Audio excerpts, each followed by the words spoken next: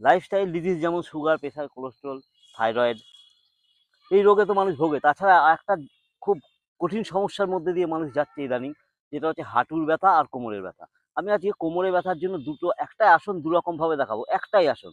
এটা আপনারা করে দেখুন না একটা সপ্তাহ হবে। কিন্তু আগে আমাকে জানতে হবে আপনার ইনজুরির কোমর ব্যথা, নাকি আপনার ক্যালসিয়ামের অভাব হয়েছে তার জন্য কোমরে ব্যথা, নাকি আপনার রিসেন্ট কোনো সার্জারি হয়েছে তার জন্য কোমরে ব্যথা। যদি আপনার স্পাইন, নিচের দিকে স্পাইনটা যদি আপনার অসুবিধা থাকে, তাহলে এই আসনটা একবার ট্রাই করতে পারেন আপনি। মর্কট আসন। টান টান শোবেন সোজা হয়ে, একদম টান টান।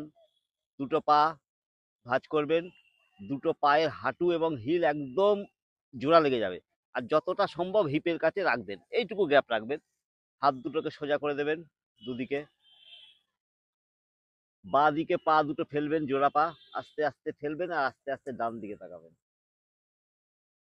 10 সেকেন্ড এখানে হোল্ড করবেন, উঠে আসবেন। এবার ডান দিকে জোড়া পা ফেলবেন একসাথে আর পা তাকাবেন।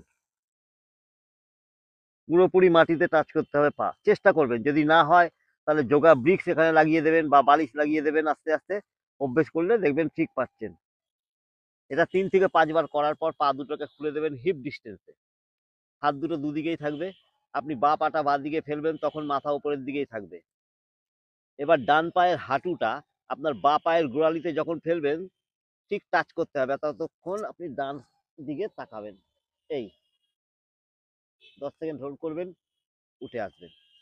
আবার ডান দিকের পাটা ডান দিকে ফেলবেন ঠিক এইভাবে, তখন মাথা উঁচুতে থাকলো। এবার পায়ের হাঁটু ডান পায়ের গোড়ালি যখন টাচ করবে, আপনি